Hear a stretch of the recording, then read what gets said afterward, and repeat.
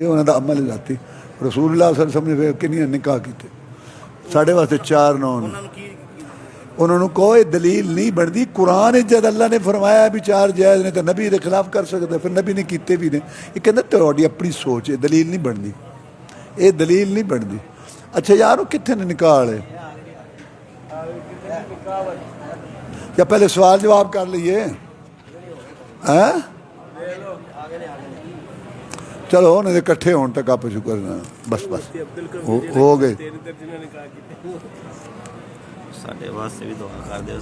اصل ہے گل انہیں جا سوال کرے میں سمجھ گیا سی ادو ہی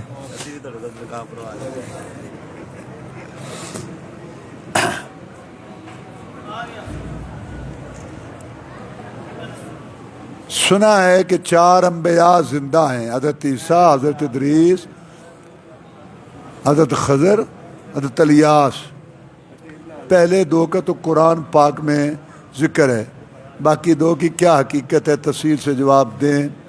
اور 4 انبیاء کا جواب دیں دیکھیں بھائی یہ جو ہے نا بھی 4 انبیاء زندہ ہے دنیا میں کوئی بھی نہیں عیسیٰ علیہ السلام آسمان پر اٹھا گئے حضرت ادریس علیہ السلام فوت ہو گئے حضرت خضر بھی فوت ہو گئے حضرت الیاس بھی فوت ہو گئے یہ جو ہے نا سارے فوت ہو چکے ہیں حضرت عیسیٰ علیہ السلام آسمان پر ہیں تفصیل سے جواب دے تفصیل ہو گئی نا تفصیل اور کی ہے بتا رہا ہوں کہ حضرت عیسیٰ علیہ السلام آسمان پر ہیں یہ حدیث کے اندر ہے قرآن مجید میں بھی اللہ باقی تینوں کا نہ قرآن میں ذکر ہے زندہ ہونے کا نہ حدیث میں تینوں فوت ہو چکے ہیں قرآن مجید کی آیت ہے 17 پارے کی وما جعلنا لبشر من قبلک الخلد اللہ فرماتے ہیں ہم نے آپ سے پہلے کسی بشر کے لیے ہمیشگی نہیں بنائی سب فوت ہو چکے ہیں اگر پیشاب یا منی ہاتھ کو لگ جائے اور وہ ہاتھ خشک ہونے کے بعد کسی کپڑے یا دیوار کو ہاتھ لگ جائے تو وہ کپڑا اور دیوار پلید ہو جائیں گے صاف کرنا ضروری دیکھیں آپ کوشش کریں کہ جو لگا ہے نا کپڑے کو ہاتھ کو اس کو دھو لیں اگر بالکل مکمل خشک ہو گیا ہے ہاتھ تو کسی کو لگا ہے تو ہاتھ تو آپ نے دھونا ہے لیکن جس کو لگا ہے وہ پلید نہیں ہے قرآن کریم کتاب سے کھول کر دیکھ کر وضو شرط ہے اچھا جی اگر زبانی ہے تو اس میں پورا وضو شرط نہیں اوپر سے دیکھ کر پڑھنا ہاں دیکھیں بھائی قرآن مجید کے لیے وضو ضروری آگے آ جائیں آپ لوگ شروع کرتے ہیں اچھا قرآن مجید کی تلاوت کے لیے وضو ضروری نہیں وضو نماز کے لیے ضروری ہے اور طواف کے لیے زبانی آدمی پڑھ سکتا ہے اب ان کا ذہن ہے ہاتھ لگانا ہاتھ لگانے سے آپ بچیں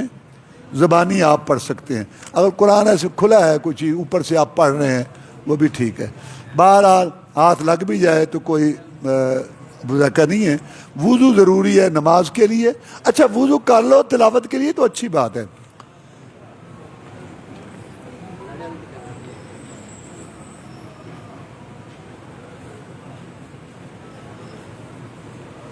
کہتے ہیں وہ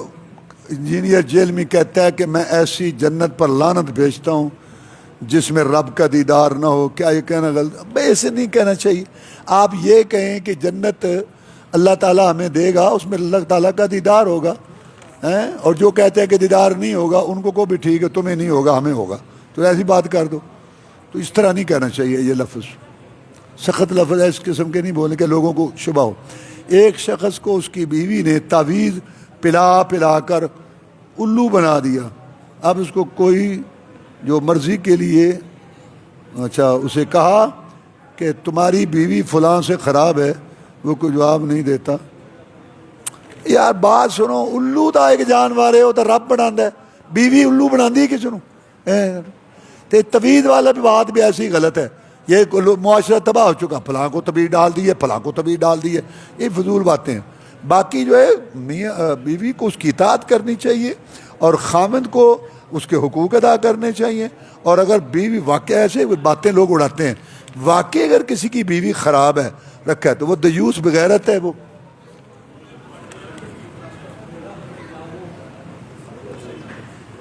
ہم نے اپنے گھر میں اچھا 2000 روپے سن 2000 میں بیچ لیا سب کو حصے دے دیے مگر ایک بہن نے کہا کہ مجھے ضرورت نہیں مگر اس نے 1 سال بعد ہم سے حصہ مانگ لیا، اس وقت ہمارے پاس رقم نہیں تھی، آخر بہن کا مطالبہ جاری رہا اور وہ فوت ہو گئی، اب اس کے بچے ہم سے مطالبہ کرتے ہیں، اب میں دے سکتا ہوں تو یہ حصہ میں 2000 کے حساب سے، جب وہ باپ فوت ہوا، جب مکان کی وراثت ہوئی، اس وقت کے حساب سے جو پیسے ہیں وہ ہوں گے، اب نہیں۔ اس کو دیے تھے، اس نے اس وقت کہا کہ نہیں تو وہی ہیں تو لے لو۔ اچھا جی، اگر بیٹا یا بیٹی اپنی پسند سے شادی کرنا چاہیں تو کر سکتے ہیں، چاہے ماں باپ راضی۔ دیکھو، ولی کے بغیر نکاح نہیں ہوتا۔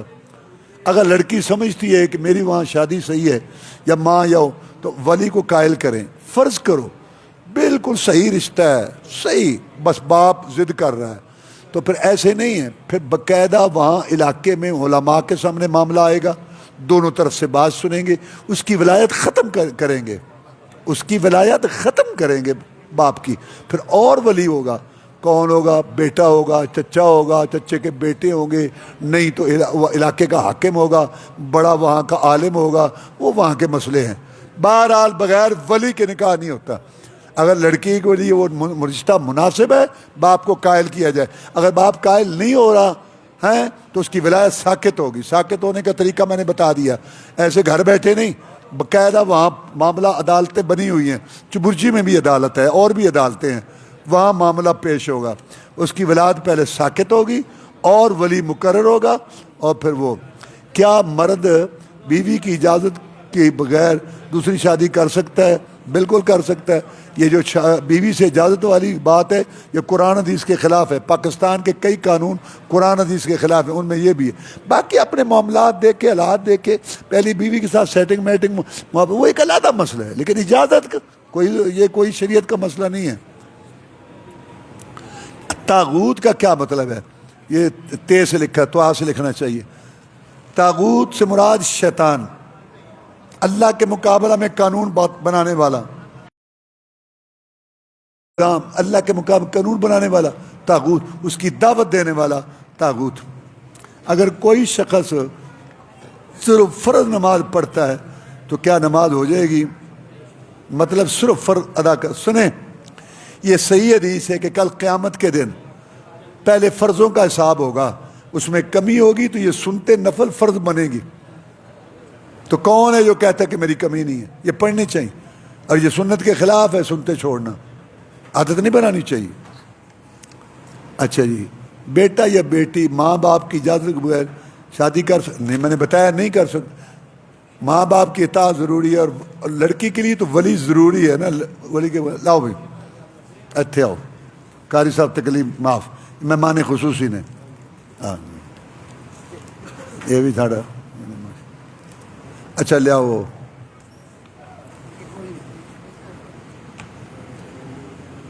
اچھا انہوں نے نام ہے مرزا محمد عمر بیگ، والد مرزا رشید بیگ۔ اچھا، لڑکی سائرہ، آگے کی لکھیں مغل، مغل بنت زاہد محمود، ٹھیک ہے۔ ان الحمد للہ نحمده ونستعینه ونستغفره ونعوذ باللہ من شرور انفسنا ومن سیئات اعمالنا، من يهده الله فلا مضل له ومن يضلل فلا هادي له، واشهد ان لا اله الا الله وحده لا شريك له، واشهد ان محمدا عبده ورسوله صلى الله عليه وسلم، اما بعد فان خير الحديث كتاب الله وخير الهدي هدي محمد صلى الله عليه وسلم، وشر الامور محدثاتها وكل محدثة بدعة وكل بدعة ضلالة كل ضلالة في النار، فأعوذ بالله من الشيطان الرجيم، يا أيها الذين آمنوا اتقوا الله حق تقاته ولا تموتن إلا وأنتم مسلمون، يا أيها الناس اتقوا ربكم الذي خلقكم من نفس واحدة وخلق منها زوجها بث منهما رجالا كثيرا ونساء، واتقوا الله الذي تساءلون به والأرحام إن الله كان عليكم رقيبا، يا أيها الذين آمنوا اتقوا الله وقولوا قولا سديدا يصلح لكم أعمالكم یغفر لکم ذنوبکم من یطع اللہ ورسولہ فقد فاز فوزا عظیما۔ اسلام ایک کامل مکمل دین ہے۔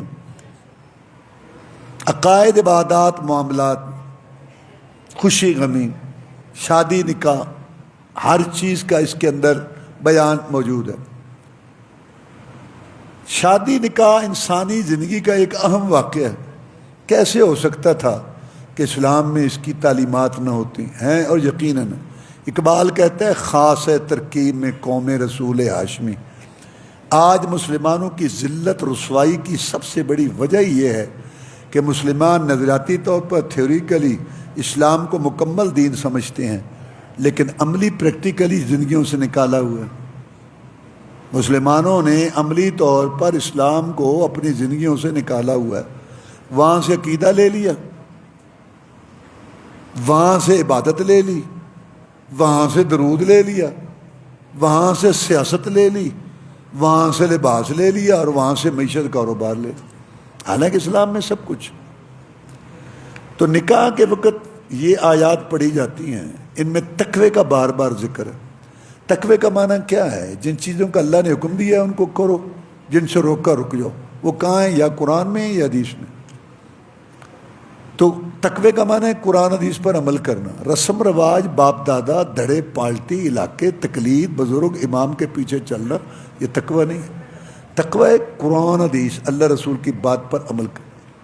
تقوی میں سب سے پہلی بات یہ ہے کہ اللہ کے آگے جھکو، دوسرے کے آگے نہ جھکو۔ ایک اللہ سے مانگو، دوسرے سے نہ مانگو، اللہ کے ساتھ شرک نہ کرو۔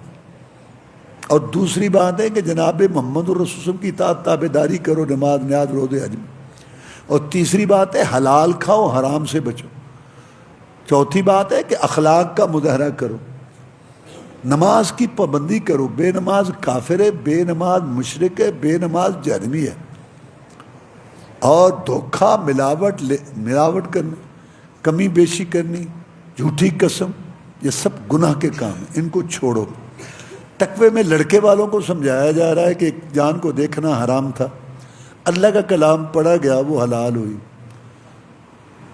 وہ در خرید نہیں ہے، لونڈی نہیں ہے، گھر کی نکرانی نہیں ہے، وہ ملکہ ہے، گھر کی رفیقہ ہے، مشیرہ ہے، رفیقہ ہے حیات۔ جو خود کھاؤ اس کو کھلاؤ، خود پہنو اس کو پہناؤ، اس کے جذبات کا خیال رکھو۔ اس کی ایک بات اچھی نہیں لگتی دوسری دیکھ لو، دوسری اچھی لگتی تیسری دیکھ لو۔ جناب محمد الرسول اللہ صلی اللہ علیہ وسلم فرماتے پوری دنیا میں سب سے اچھا انسان وہ ہے جو اپنے گھر بیوی بچوں کے ساتھ اچھا ہو۔ باہر لوگ بڑے چہرے بنا لیتے ہیں، پتہ چلتا ہے گھر میں فرعون بنا ہوا، اس پہ ظلم و ستم کرتا ہے، تیری بھی پیدا ہوئی کہیں جائے گی، تو اس کے ساتھ اچھا سلوک کرو۔ اس میں لڑکی والوں کو بھی سمجھایا جا رہا ہے کہ اپنی لڑکی کو سمجھا دو۔ تقوی میں یہ بات سمجھا رہی ہے کہ بیٹا تیرا گھر اب وہ ہے، تو 100 دفعہ ہماری بیٹی ہے لیکن لڑکے نہیں، الٹی سیدھی باتیں نہیں کر۔ اب تیری آزمائش ہے اس گھر کو وہاں بسانا، اب تیرا گھر وہ ہے۔ جیسے جناب فاطمہ رضی اللہ تعالیٰ کا گھر، رسول اللہ صلی اللہ علیہ وسلم کا گھر ختم ہو گیا تھا، اس کا گھر وہ تھا جو علی رضی اللہ تعالیٰ کا گھر تھا۔ بیٹا تیرا بھی اب گھر وہ ہے، اس کو سمجھاؤ کہ تیری نماز اور نیکی کے کام کرنا اللہ قبول کرے، یہ بھی رکھ کہ تیری جنت کا راستہ تیرے خامن کی اطاعت سے ہو کے جاتا ہے۔ اور یہ حدیث سنا دو اپنی بیٹیوں کو اور گھروں میں عورتوں کو۔ رسول اللہ صلی اللہ علیہ وسلم نے فرمایا جو عورت 5 ٹائم نماز پڑھے، رمضان کے روزے رکھے، خامن کی اطاعت کرے، اس غیر حاضری میں اپنی جان اور اس کے مال کی حفاظت کرے، میں محمد صلی اللہ علیہ وسلم اعلان کرتا ہوں کون جن کے اشاروں سے جنت کے دروازے کھلنے ہیں کہ یہ عورت جنت کے 8 دروازوں میں سے جس سے چاہے جنت میں چلی جائے۔ مرزا محمد عمر بیگ صاحب، سائرہ مغل بنت زائد محمود کا نکاح اللہ تعالیٰ کے حکم، رسول اللہ صلی اللہ علیہ وسلم کی سنت کے مطابق، قرآن حدیث کے مطابق گواہوں کی موجودگی میں 20,000 روپے مہر آپ سے کرتا ہوں۔ جمع اللہ بینکما بالخیر سارے دعا پڑھو۔ جمع اللہ بینکما بالخیر والبرکہ، بارک اللہ لکما وعلیکما۔ یہ مسنون دعائیں آتی نہیں لوگوں کو کہ اللہ تعالیٰ برکت کرے تم دونوں میں، اور تمہیں برکت پہ اکٹھا کرے، اور تمہاری زندگی خوشگوار بنائے، اور تمہارے دلوں میں اللہ تبارک و تعالیٰ ایک دوسرے کے ساتھ ہمدردی، خیر خواہی، محبت پیدا کرے۔ وآخر دعوانا الحمدللہ رب العالمین۔